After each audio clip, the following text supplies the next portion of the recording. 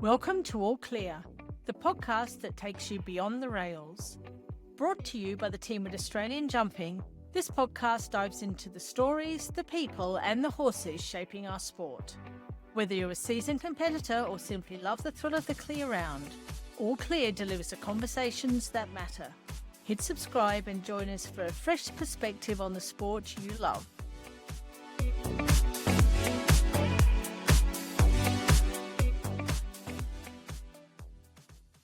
Today I'm joined by Emma Collins, formerly Emma Smith, a rider who has been part of the sport from a young age and has grown into one of the most consistent competitors in the country. From representing Australia as a young rider and now celebrating major wins with Oaks Abacadabra, Emma's journey continues to evolve. I'm looking forward to unpacking it all with her today. Welcome, Emma. Thanks, Jo. Great to be here. Finally managed to find some time to talk to you. So can you just take us back to the beginning? What was life like for you growing up and how did horses first take a hold? Well, my mum and dad both rode. My dad rode at quite a high level, jumped sort of all the big royal shows. My mum competed up to sort of 130. And so we just started riding as very small children. I rode in my first show jumping competition when I was 6 at our local show. So it was just sort of part of our life from a very, very young age. Whereabouts were you initially based and what were the first competitions you did? So we were in Bega. My parents had a beef farm there. So we did all of our cattle work on horses. So we always rode. Like I said, mum and dad were both into jumping. So we did the local shows. And Bega Jump Club has always had a really, really strong presence down there. So we started going to Jump Club when we were very small with mum and dad, and then just continued on as we, got a little older. My brother also rode. He's now a farrier. So it was very much horses were part of the family. Fairly early on, you had some young rider success and you were part of some Australian teams. Can you tell me a little bit about those? Yeah, so I was a very keen kid, and my parents, we didn't have a lot of money, but they did mount me very well, and I had a couple of really good ponies.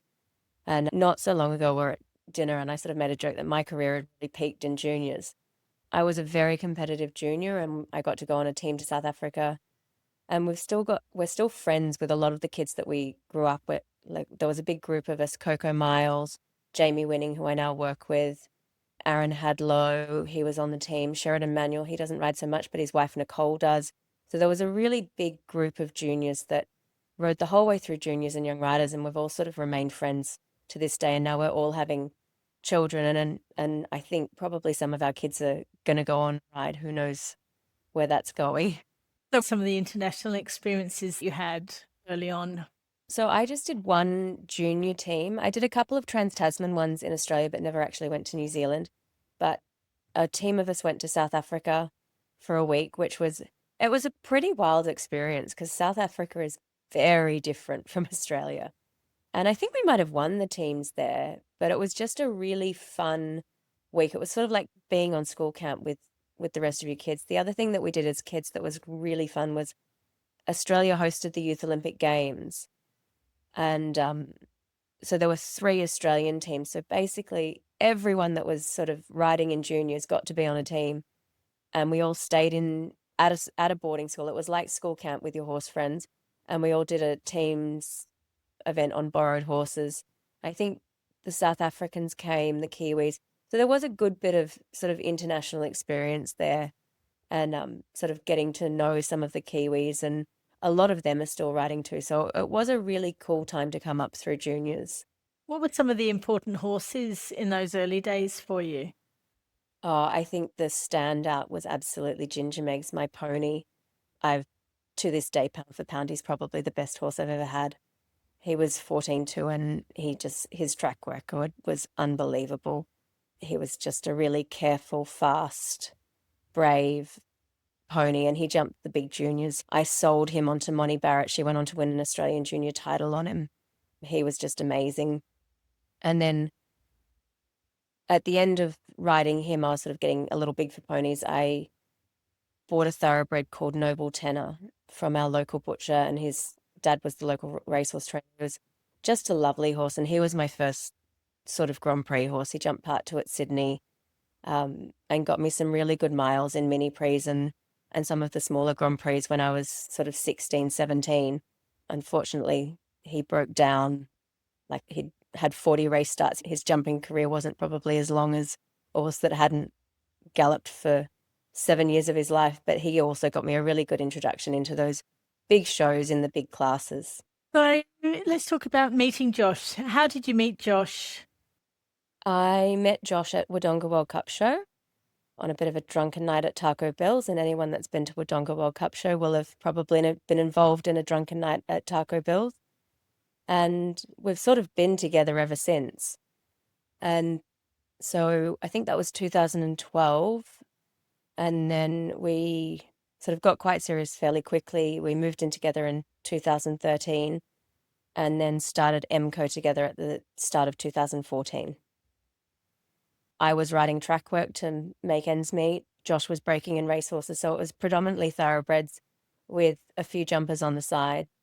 Our passion was always the show jumpers, and then it sort of very organically became a purely show jumping business. And then by the time, I reckon probably about 2016, we wrapped up doing the thoroughbreds and were focused solely on jumpers from then on.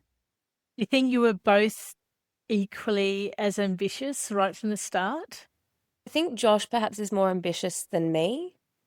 I think I'm very competitive, but I think very early on in the sport, I realized that being ambitious was out of reach for me financially. So I think I sort of came to a place where I knew I wanted to do horses, but the idea of being ambitious was probably just out of reach. And if I could do a really good job of riding my horses and being competitive in Australia, maybe one day ambition could come back. But I think mentally I had to sort of focus on the micro managing of, the jumpers and just doing it, training young horses and sort of letting ambition go, where I think Josh has always been a little more of a dreamer than me. And so I think he was a little more ambitious and I was a little more of the day-to-day and running the business. So what's it been like? I know so many people in the sport do this, but building a life together and a business with somebody that you're also, I guess, you're competing against, you work together, you live together. What's that dynamic like? I think we sort of make it work. I think there's times where it can be pretty spicy. There's times where it's really, really helpful to have someone that understands everything that's going on. Or, I've really found in the last couple of years since having Levi, it's just nice having someone that can ride my horses and pick up the slack when, you have a baby that you actually just have to put first. And there are days where he's sick and there's no one else. So, Josh will ride a few horses for me and I'll have Levi. So it goes both ways, but I think, we've been at it for so long, it's just the way of life now. Yeah. Do you feel like you both approach training of horses in similar ways? Yeah, I think the principles are very, very similar. I think Josh is, obviously a man. He's stronger, he can sort of, and has a bit more stamina than me. I'd say he's more of the trainer and I'm more of the put the poles up, and anything that's really hard work, he tends to do the heavy lifting, which is, I'm quite lucky in that. I think I'm also a little spoilt in that, anything that's really hard, I'm like, oh, Josh, can you flat that horse? I need help with it. But the flip side of that is that I do the majority of the teaching. So he's more into the training and I'm more into the coaching. If either of you have a tough day in the ring, do you think it just makes it easier when you've got each other, like just having that person that is just always on your side watching you, or do you feel a bit more pressure? I'm not sure how that would roll. Yeah, I think it's just with a little bit different personalities, but I think it is good having someone that understands it. I sort of roll with the punches pretty well, where Josh will dwell on a bit of a bad day and really analyze what went wrong, where I'm very much, oh, tomorrow's a new day. We'll just have another go. So there's sort of both perspectives, and I think that sort of balances us both out. You've already mentioned Levi. So when you became pregnant and you knew that life was going to change fairly substantially, did that change your perspective on the sport? I wouldn't say it changed my perspective on the sport, but it did sort of facilitate, we joined forces with Yandoo and moved back to Yandoo. And I think that was a little bit before we were sort of going it alone, and, Jim and Kerm had sort of done the same thing. And I think it was a moment of, we're all working really, really hard and not getting to, they already had the kids and, maybe weren't getting to spend as much time as they would like with them. And I think having him and knowing that our situation was really going to change sort of made, when we all sat down together, we're like, there's got to be a better way of doing this. And that was when we decided to sort of close down MCO and move back to Yandoo, so that, and it hasn't probably worked quite as well as we thought, because we've ended up with a very, very big business. But the idea that we could have the odd weekend where one couple worked and the other one didn't, so that, we could go to soccer matches or, do something with our kids. But it definitely does make it easier being in a team and knowing that there's always someone to pick up the slack.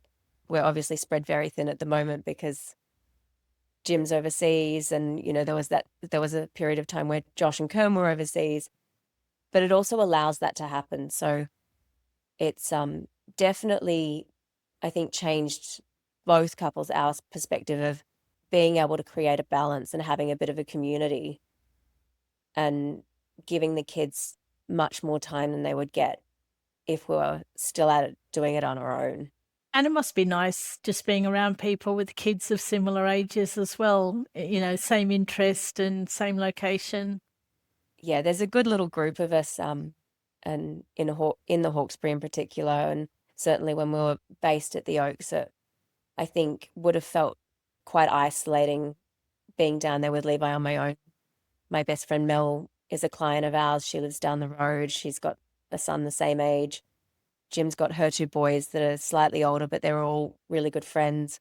Luke Brown, who also bases here, his daughter's the same age. So there's a nice little band of kids that they all sort of look out for each other and have a really good time at the shows. So I think that'll be the next generation coming through.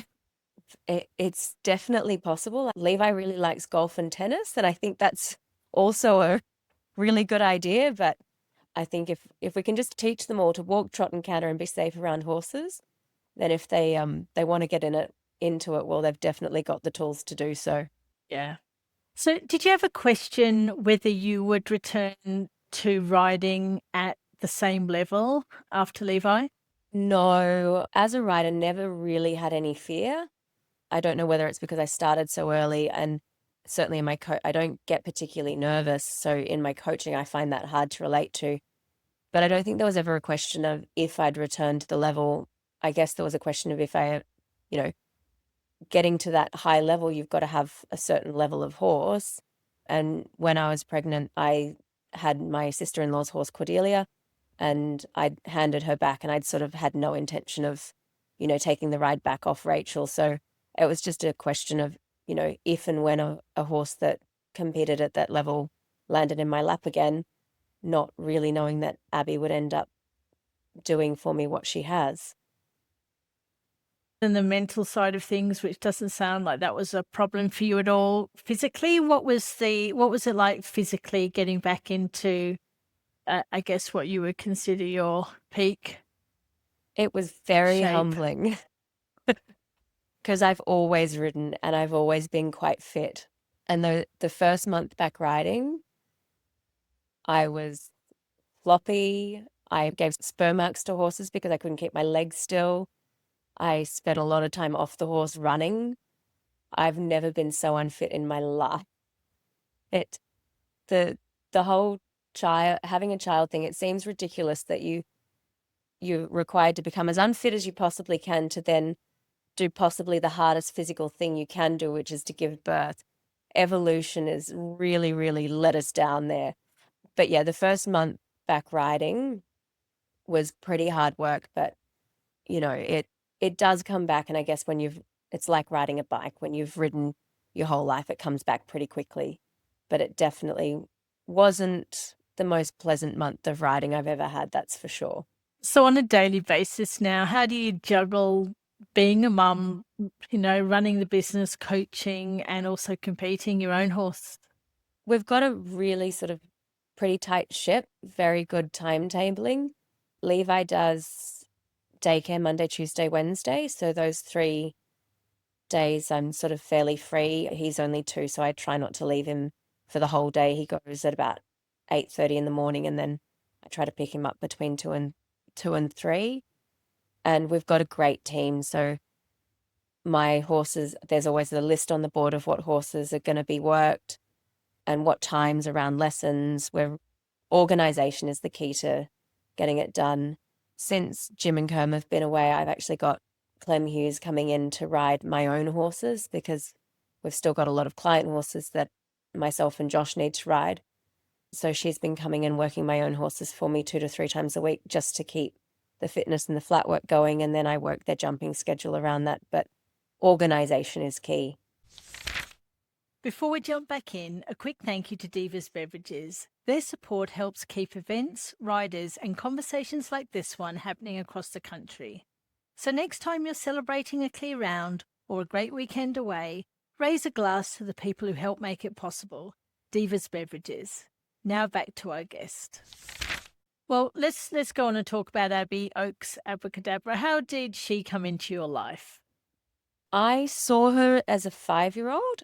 I was actually looking for a young horse for a client who was a very good junior rider. And I saw her in the warm-up. She had a really good canter. She jumped a couple of good jumps, a couple of not so good jumps. And Alison Rowland was riding her. And I just said, "Oh, is that one for sale?" And she said, "Yes." She said, "Is it for you?" And I said, "No." And she said, "Oh, it's quite tricky." I said, "It's for a very good kid." And she's like, "It's quite tricky. It's probably a real pros ride." And then I went and watched it in the ring, and she spooked. I think she stopped, and I never thought about it again, because it was, too tricky for the client I was thinking of. And then Alison must have said to Alice that I'd asked about it about 2.5, 3 years later. Alice came and asked if I'd be interested in taking it on or doing a deal. And at that point, we had sort of a 10-horse waiting list. We were based at Sharon Slater's place, which only had 6 stables. So we were sort of quite limited in what we could take on. I just said, there's absolutely no way that I can take on a horse for myself. We've got clients lining up to send horses, got a waiting list. We've run out of room where we are. Like, it's just not possible. And she said, "Oh, well, I don't know whether you'd be interested, but we're thinking about leasing out some of the Oaks." And so that's sort of how that conversation started. And we ended up going down, having a look, and then basing at the Oaks for 2 years. And so while I was there, I started riding her.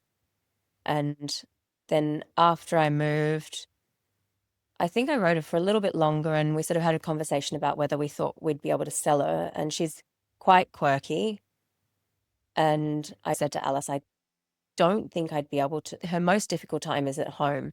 She would be really hard to trial. And I just said I'd prefer to try and buy her out if I could. And so we came to an arrangement, and I bought her outright just after Lara Pinta in 2024.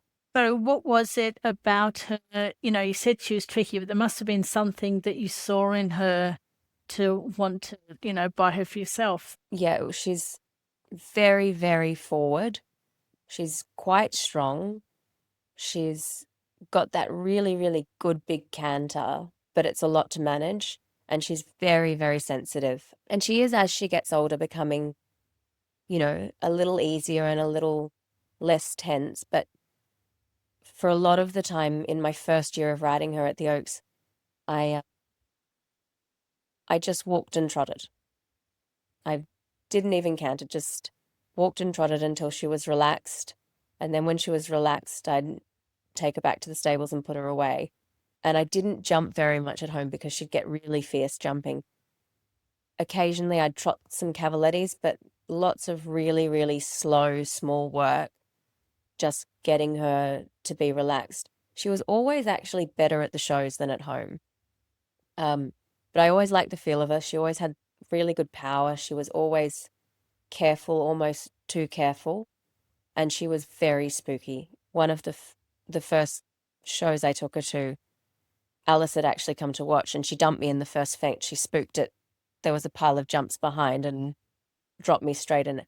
So she was tricky for a long time. And as she's gotten older, she's gotten more comfortable and more confident and more relaxed. But she did start out being quite a handful. That's actually really nice to hear that somebody's prepared to take on a horse with challenges to overcome and to see where you are now. I think that's a really nice story.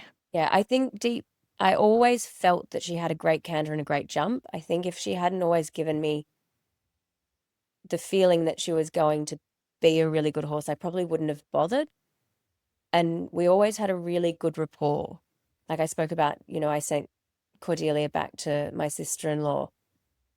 I never got on that well with Cordelia, where I felt with Abbie, I always had a great relationship.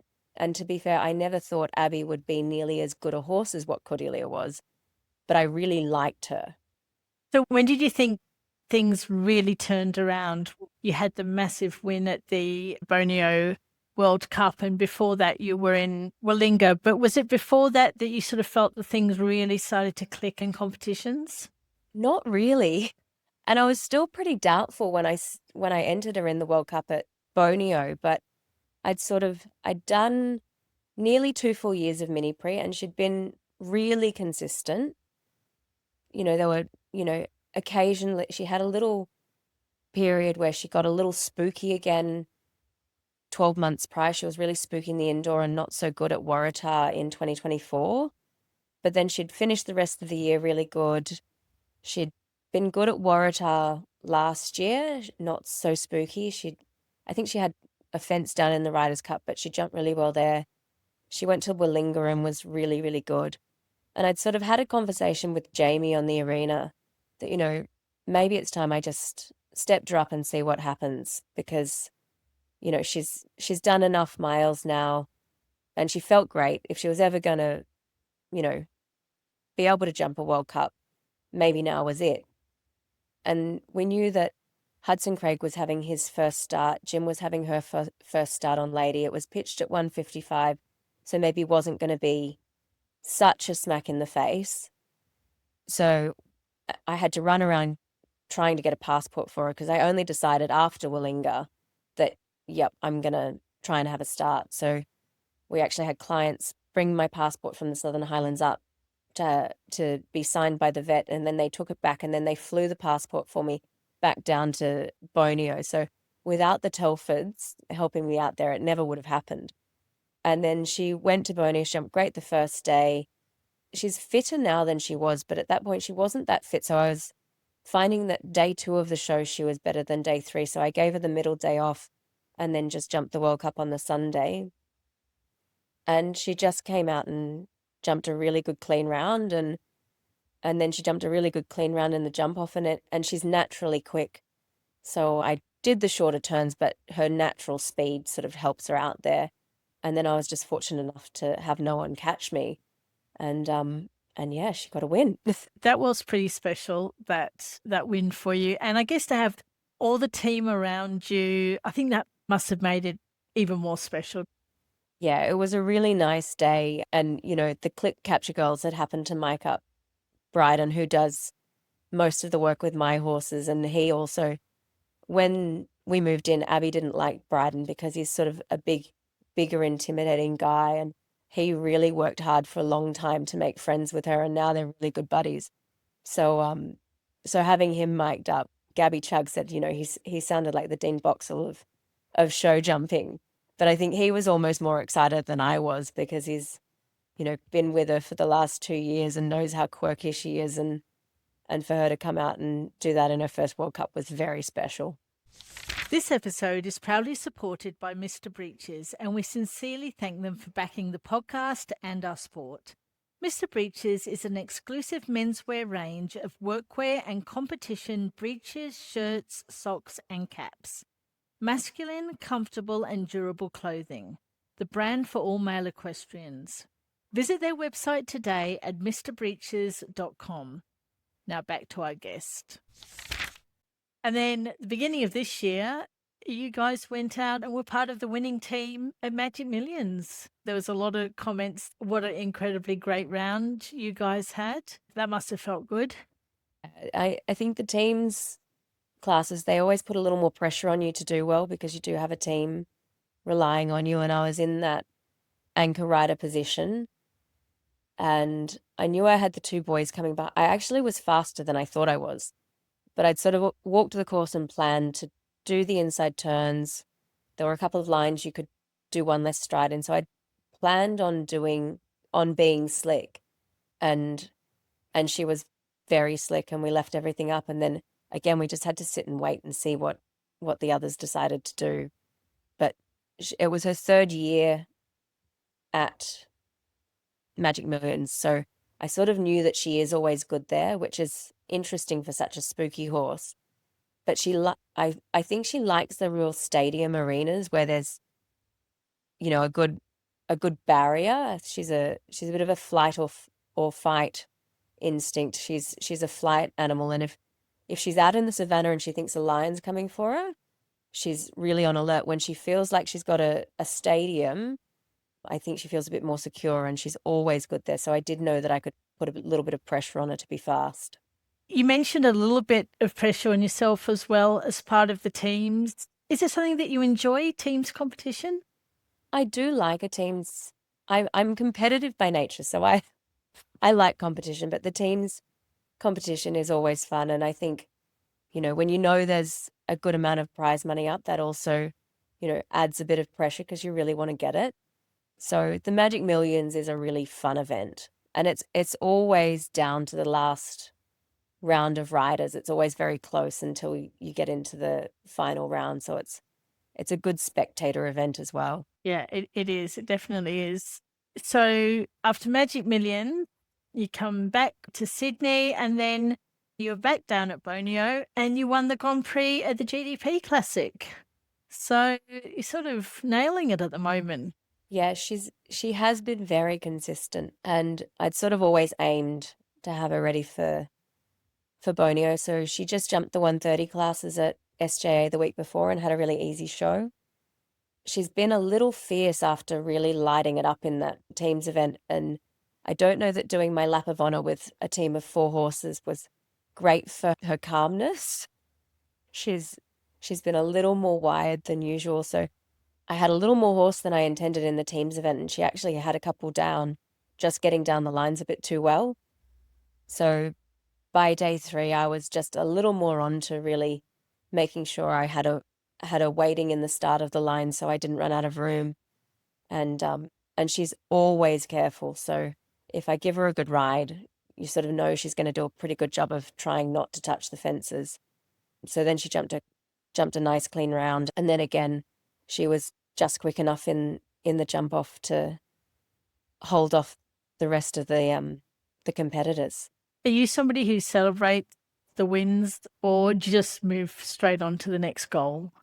Look, there's definitely, we, sat around that, we went to the pub that night and had a couple of drinks, and Josh had actually already left with a load of horses, so I didn't get to celebrate with him. But the whole team went to the pub, and we had a pub dinner and did a little toast to Abbie. But no, we're pretty quickly on to not even the next goal as the next task, which was, the 3 o'clock wake up to drive 2 truckloads of horses back to Sydney the next day. So the celebrations are pretty short-lived. I can well imagine. So what are the plans now for you and Abbie in particular, short term? Short term, my next one that I'm sort of aiming for is Showcase, is another sort of very good Grand Prix. I'm not taking it to Sydney Royal this year. Once you've won a World Cup, you have to go in part 1. And I think, part 1 is 5 days of very big jumping, and she is in a still in her first year of Grand Prix. I wouldn't say she's a really solid 150, 160 horse yet, so she'll stay home from Sydney this year. I've got another less experienced one, Yandoo Vancouver. He jumped his first Grand Prix at GDP. He'll go and do part 2 there.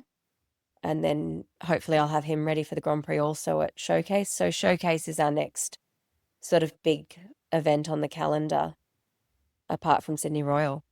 Are you still thinking Australia based? Like, you mentioned right in the beginning that you were sort of fairly realistic and practical about maybe not having the big dreams of overseas. Is that still the case, given how well Abbie's doing?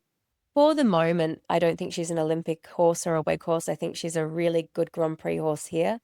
I think probably she's a very good ranking class horse overseas. I don't think she's a WEG 4 days in a row of really big jumping. She's, 15-2 on her tippy toes. She's really competitive. Maybe as she gets older and she, jumps more of these big ones, I'll change my mind, because at one point I didn't think she'd be a Grand Prix horse at all.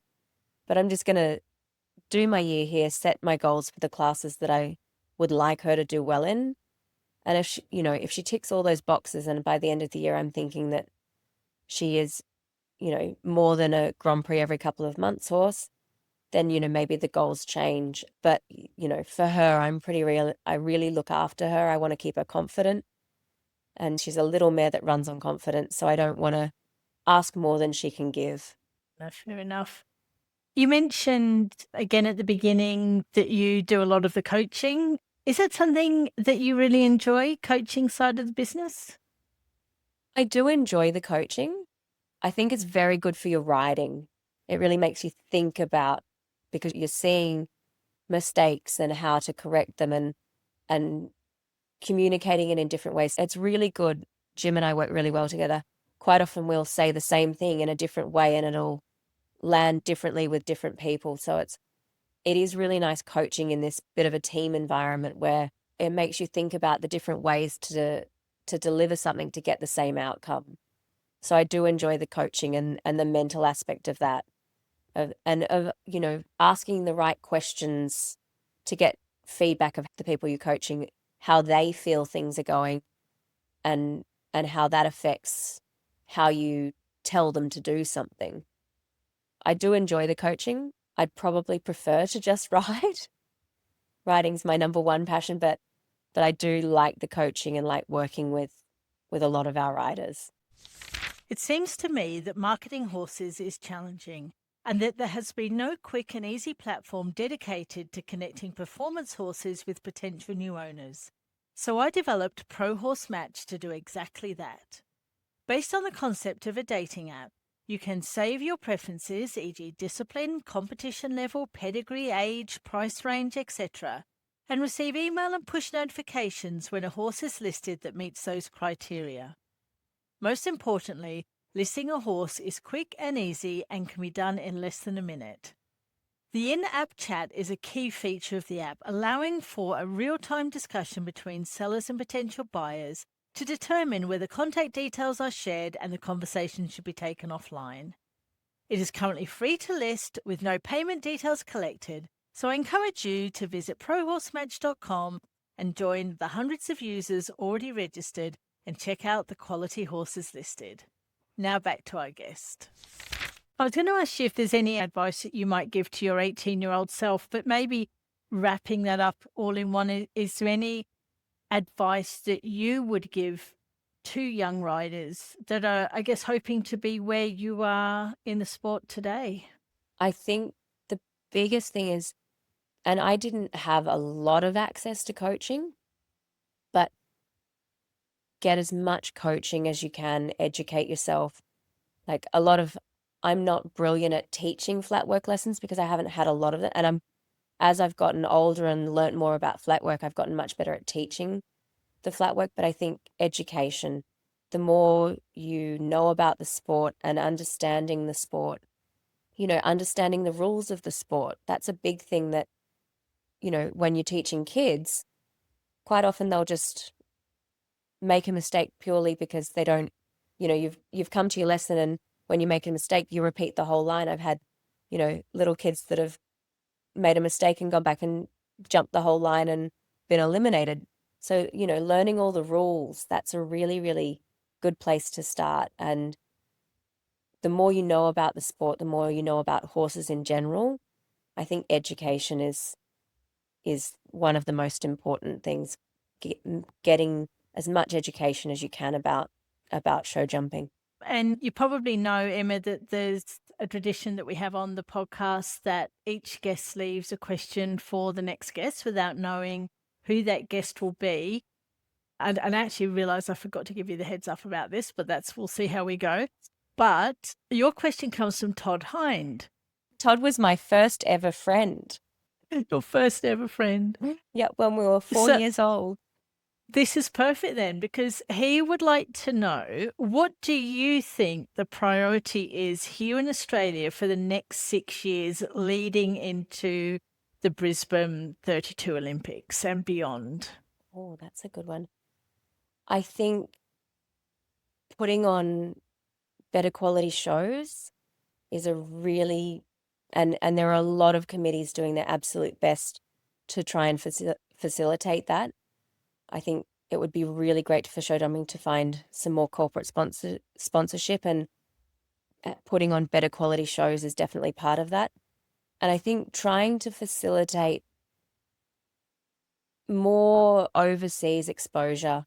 Like, I know the improvement that Josh and the things that Josh learnt just from his 6-month stint in Europe, his riding, his level of competitiveness went way ahead of, when he's just here in Australia. So I think getting lots of international exposure and at the same time building the quality of the shows here, I think is really important for anyone looking toward the Brisbane Games. And who knows, maybe a horse will fall in my lap and I can include myself. And you wouldn't need to go overseas either. Oh, no, I definitely still would.